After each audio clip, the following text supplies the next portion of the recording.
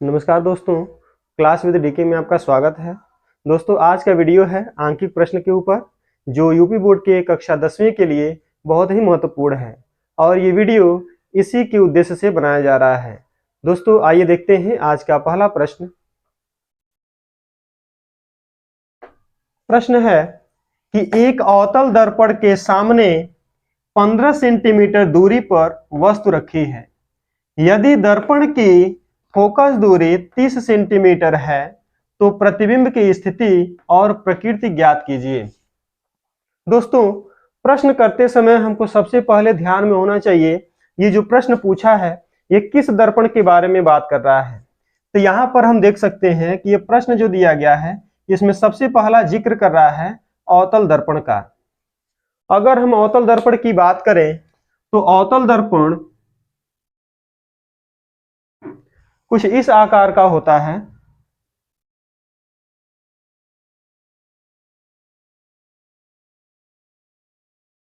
दोस्तों, ये अवतल दर्पण है जिसको हम M1 M2 जिसको हम कह सकते हैं कि पूरा जिससे होकर के प्रकाश का परावर्तन होगा ये दर्पण का द्वारक होगा। इस दर्पण का मध्य बिंदु जो होगा वो ध्रुव कहलाएगा। इससे होकर जाने वाली रेखा मुख्य अक्ष कहलाती है। ये रेखा जो हो जाएगी ये मुख्य अक्ष होगी। क्योंकि दर्पण गोलीय होता है, इसके केंद्र को हम वक्रता केंद्र कहते हैं और परावर्तन के पश्चात जो अनंत से किरणें आती हैं वो मुख्य अक्ष के समांतर होती हैं और यहां से जाने के बाद जब ये दर्पण से टकराती हैं, टकराने के बाद जहां से होकर गुजरती हैं वह बिंदु कहलाता है मुख्य फोकस।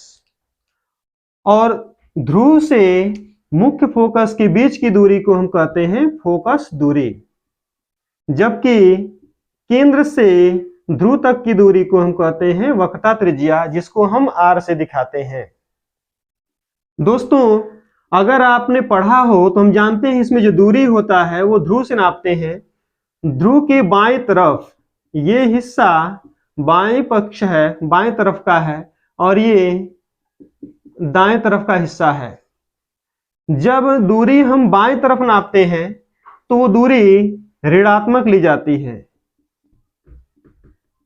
जबकि दाहिने तरफ जो होता है वो धनात्मक होता है। दोस्तों, अवतल दर्पण की फोकस दूरी चूंकि ये बाएं तरफ है इसलिए फोकस दूरी ऋणात्मक होती है। यानी दर्पण में जो अवतल दर्पण हो, इधर वक्रता त्रिज्या हो या फोकस दूरी हो, वो ऋणात्मक होता है। चूंकि वस्तु हमेशा दर्पण के सामने रखा जाता है यानी बाएं तरफ, इसलिए वस्तु की दूरी को हमेशा ऋणात्मक लिया जाता है। तो प्रश्न पूछ रहा है अवतल दर्पण के सामने 15 सेंटीमीटर दूरी पर वस्तु रखी गई है। अब ये जो बात कर रहा है 15 सेंटीमीटर दूरी पर वस्तु रखी गई है, इसका मतलब ये है कि 15 सेंटीमीटर वस्तु की दूरी है और वस्तु की दूरी को हम U अक्षर से लिखते हैं। तो यहां जो मान दिया गया वो U का मान होगा 15 सेंटीमीटर। पर यदि दर्पण की फोकस दूरी 30 सेंटीमीटर हो तो यहां जो बात कर रहा है वो है फोकस दूरी का, और फोकस दूरी को दोस्तों हम F से लिखते हैं, स्मॉल f से। तो ये हो जाएगा F का मान। तो कर प्रतिबिंब की स्थिति और प्रकृति ज्ञात कीजिए। प्रतिबिंब की स्थिति, प्रतिबिंब की दूरी को दोस्तों हम V अक्षर से लिखते हैं। तो यहां पर जब हम लिखेंगे तो वो होगा, सबसे पहले हम लिख सकते हैं U का मान। तो यहां पर दोस्तों हम U का मान 15 सेंटीमीटर जो दिया है उसको हम ऋणात्मक लेंगे 15 सेंटीमीटर, क्योंकि इस दर्पण में वस्तु को हम जहां भी रखेंगे यहां पर ये बाएं तरफ होगा और बाएं तरफ होने के नाते U का मान माइनस हो जाएगा। अब हम F की बात करें तो F का मान हो जाएगा -30 सेंटीमीटर। अब अवतल दर्पण की फोकस दूरी ऋणात्मक होती है। यह हम लर्न कर सकते हैं कि अवतल दर्पण की फोकस दूरी ऋणात्मक होती है।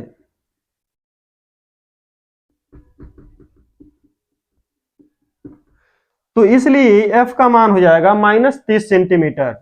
पूछ रहा है v का मान, तो v का मान हम लिख देंगे क्वेश्चन मार्क, चूंकि v का मान पूछा जा रहा है तो इसमें जो राशि पूछता है उसको हम कोई भी चिन्ह के साथ नहीं दिखाते हैं। अब यहां क्या करते हैं दोस्तों, चूंकि ये दर्पण है तो लिखते हैं दर्पण सूत्र से, दर्पण सूत्र से। तो दर्पण सूत्र होता है दोस्तों 1/f बराबर 1/v प्लस 1/u। अब यहां पर हम देखेंगे कि f का मान दिया गया है -30 सेंटीमीटर, तो f को हटा करके वहां रखेंगे -30। v का मान पूछ रहा है तो इसका मान रहने देंगे। u का मान दिया गया है -15, तो इसको लिख लेंगे -15। इसके बाद अब ये प्लस और माइनस मिल करके माइनस हो जाएगा, ये हो जाएगा 1/-30 बराबर 1/v माइनस 1/15। दोस्तों अब क्या करते हैं, जो मान पूछ रहा है उसको आप वही रहने देंगे, जबकि यहाँ जो मान दिया गया है, अंक में जो मान दिया है उसको हम क्या करेंगे, अंक की तरफ यानी कि इस तरफ लेकर के आएंगे। अब इधर लाने का मतलब ये है कि अगर ये माइनस में है इसको जैसे ही हम बाएं तरफ लाएंगे ये माइनस प्लस हो जाएगा, जबकि ये पहले से यहां पर है चूंकि माइनस में है इसको ऐसे ही रहने देंगे। अब ये इधर आएगा तो माइनस से प्लस हो जाएगा, यानी हो जाएगा 1/15 और हो जाएगा -1/30 बराबर 1/v। अब क्या करेंगे दोस्तों, अब आप देख सकते हैं कि यहां पर भिन्न हो गया। अब इसके लिए हम सबसे पहले एलसीएम लेंगे, तो 15 और 30 का एलसीएम हो जाएगा 30। अब हम देख सकते हैं कि 15 दूना 30, तो 2 1 कम 2, क्योंकि 30 यहां भी है 30 यहां भी है, एक बार में जाएगा तो यहां पर हो जाएगा -1 बराबर 1/v। अब हम क्या करेंगे, 2 में से 1 घटा देंगे तो हो जाएगा 1/30, यानी कि इधर हो जाएगा 1/v। अब दोनों को हम उल्टा करेंगे तो 30 का हो जाएगा v का मान, यानी v बराबर हम लिख सकते हैं 30 सेंटीमीटर। यानी जो प्रतिबिंब की स्थिति है वो 30 सेंटीमीटर है। अब यहां पर हम देख सकते हैं दोस्तों जो 30 आया है वो धनात्मक है। धनात्मक होने का मतलब यह है कि प्रतिबिंब जो होता है वो दाईं तरफ या कह सकते हैं दर्पण के पीछे बनेगा। अगर यह मान ऋणात्मक आ जाता इसका मतलब यह है कि दर्पण के सामने बनेगा, और दर्पण के सामने चूंकि ये अवतल दर्पण है तो दर्पण के सामने बनने का मतलब यह है कि उसकी जो प्रकृति होगी वो वास्तविक हो जाएगी, और दर्पण के पीछे बनने का मतलब यह है कि प्रतिबिंब जो होगा वो आभासी होगा, सीधा होगा और वस्तु से बड़ा होगा। तो हम लिख सकते हैं सबसे पहले प्रतिबिंब की स्थिति, तो प्रतिबिंब की स्थिति हो जाएगी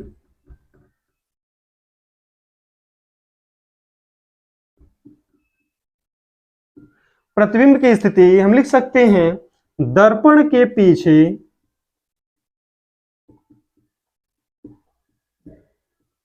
30 सेंटीमीटर की दूरी पर। प्रकृति पूछ रहा है तो प्रकृति हो जाएगा, चूंकि इसका मान धनात्मक आया है तो हम लिख सकते हैं आभासी, सीधा तथा बड़ा होगा। दोस्तों अवतल दर्पण में एकमात्र ऐसा कंडीशन है कि उसका प्रतिबिंब जो है आभासी, सीधा और बड़ा बनता है। इस कंडीशन में वस्तु हमेशा फोकस और ध्रुव के बीच में रखी जाती है, जिसका प्रतिबिंब दर्पण के पीछे बनता है, और दर्पण के पीछे बनने का मतलब यह है कि प्रतिबिंब आभासी, सीधा और बड़ा बनेगा। तो दोस्तों उम्मीद है कि आपको ये वीडियो पसंद आया होगा। अगर आपको ये वीडियो पसंद आता है और आगे भी आप इसको सीखना चाहते हैं तो प्लीज कमेंट करें, लाइक करें और शेयर करें, सब्सक्राइब करें। इसी आशा के साथ धन्यवाद।